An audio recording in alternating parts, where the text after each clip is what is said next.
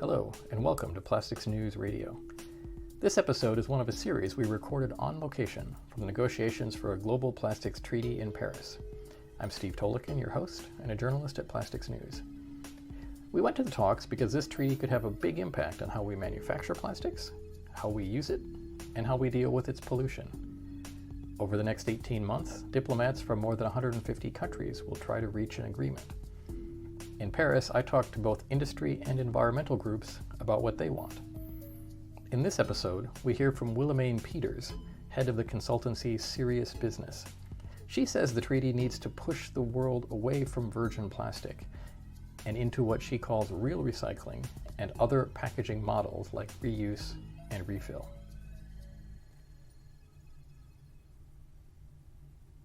Okay, we're here with Willemijn Peeters, who is the founder of Searious Business, an environmentally oriented consulting firm that helps major brands with their plastics use.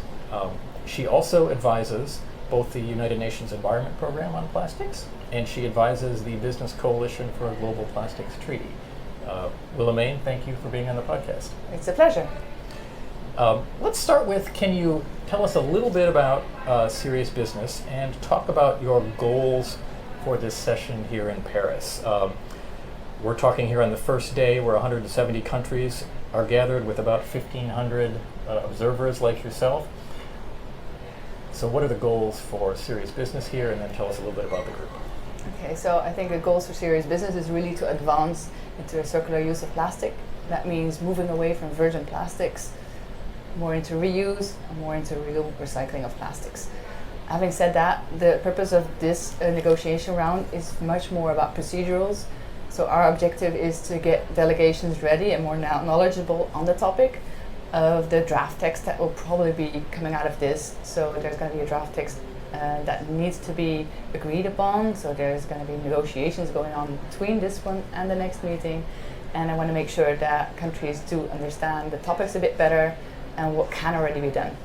Okay, before we talk about what you see countries needed to do to understand the topics better, can you just tell us a little bit about Searious Business? Sure. So Searious Business helps major brands to make their plastic use more sustainable. That means that, for instance, in packaging, we help the companies to make a comparison between the different materials needed, if that could be a reusable, for instance, or if it could be a single use, but then what kind of material should be, and then also how to make sure that it stays in the economy and outside of the environment. And that's how we typically advise, but also support the implementation of specific schemes. Okay, you said a minute ago, you want to help inform countries about the issues. What are the key things that you feel they need to be informed about? Yeah, what I see is that some companies actually are quite front running, but they need a level playing field. So they need to have the right extended producer responsibility scheme in, they need deposit return schemes, they need some kind of infrastructure and a standardized and harmonized approach, ideally across countries, otherwise it's really not doable, especially for the multinational companies. And that's what we try to have also through this treaty. In order to do so, countries need to understand that businesses also call for strict regulations, so the playing field is clear and that they can have a business within certain boundaries, making sure that plastics don't leak into the environment. And that's, I think in order to do so, countries need to understand what's needed from the business side to make it work. You've made a couple of points in some of your writings about the global treaty. You've talked about the importance of reduction and how we can't really recycle our way out of this problem. And you've also talked about how we need to reduce use of virgin fossil plastics to stay within that 1.5 degrees Celsius warming target for the global warming treaty. And you've also talked about the need to prioritize the elimination of problematic plastics. Can you talk about both of those elements? Sure.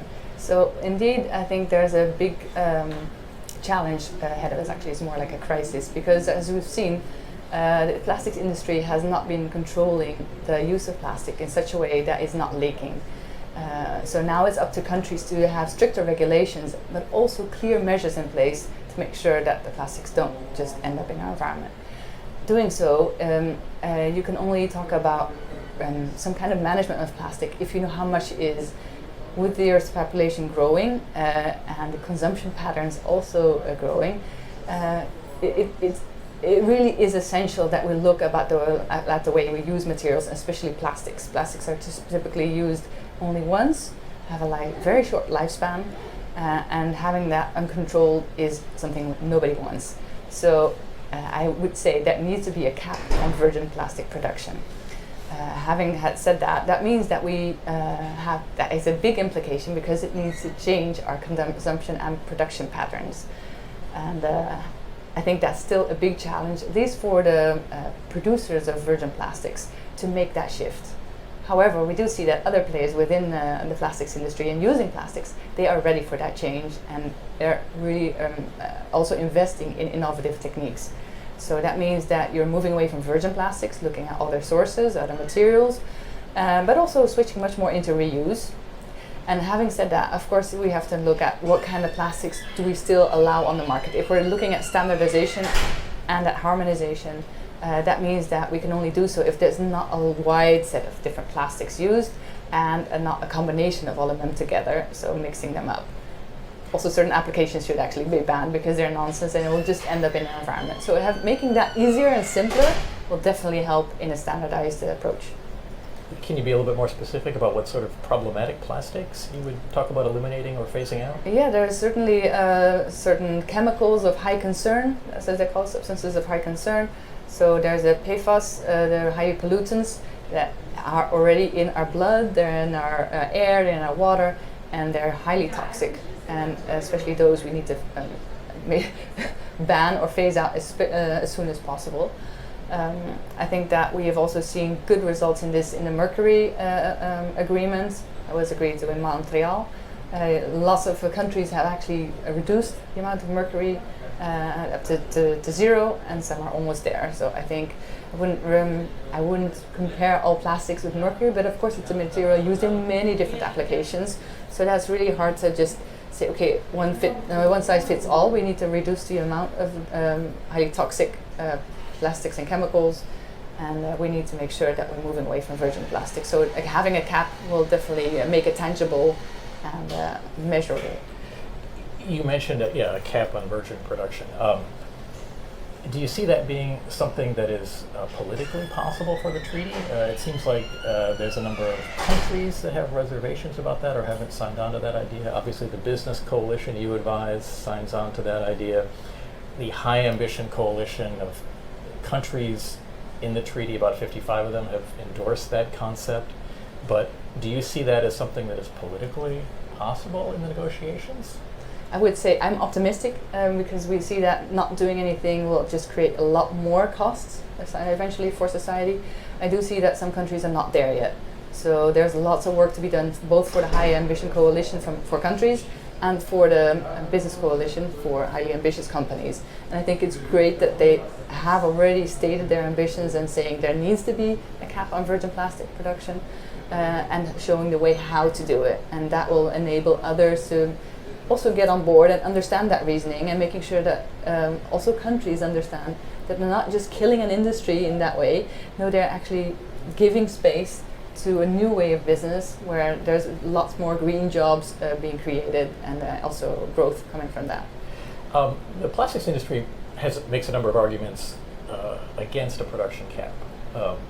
Some of them being, for example, that you would be concentrating production in countries that currently have lower environmental standards, let's say the United States or Europe, that you would be pushing materials use into alternatives that may have a higher greenhouse gas impact than plastics. I mean, that's a common argument or common concern you hear from plastics companies is that, and this I think gets into your point about you were arguing for reducing plastics use to stay within the 1.5 Celsius global warming targets. The plastics industry will argue that plastics use has a lower greenhouse gas impact than a number of alternatives, particularly around single-use plastics, and that we need plastics for electric vehicle transition, we need plastics for solar power.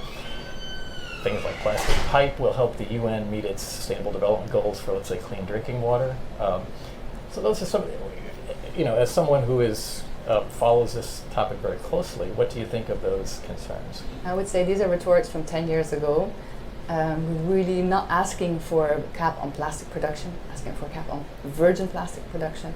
There's lots of ways to move away from virgin plastics, not just through recycled content, but also having CO2 as an input. There's lots of innovative technologies that simply now don't make it because virgin plastic is heavily subsidized. It's too cheap to be able to compete with all the others. So then there's no level playing field there. Besides, I think that if you're having the argument that if you don't do it, others will make a mess because they're based in different countries, I don't think it's a very strong argument. I think you need to be seeing that the profits these companies make, the virgin plastic producers make, and the oil companies currently make, they're high enough to invest heavily in R&D, and a lot more than they're doing now. So I think the means are available. And I'd rather have them invest in technologies for the future instead of having to pay all these lawsuits that they're now against. So I think the costs of changing now are a lot more opportunistic, and there are a lot more opportunities there than some of them may see. So if I'm hearing you, you're saying the problem is virgin fossil-based plastic as much as anything else. If you can have much more recycled plastic, would you consider bioplastics? I think, but not just, if we're just having a conversation about CO2, I think we're just losing a lot of arguments also in terms of other aspects of environmental impact. I mean, there's a biodiversity crisis going on. I'm not saying that we should replace plastics by single-use paper, for instance, not at all, because we'll have the whole deforestation issue. There's life cycle assessments in order to make a good comparison, and just replacing virgin plastics with bioplastics is not going to cut it. And that's why we say we need to have a cap on the virgin plastic production side, and also making sure that we can move away from the current way of production. I think that's the most essential. There's lots of movement going on in the terms of degrowth, so making sure that the growth in the population is going to be decoupled with the growth in consumption.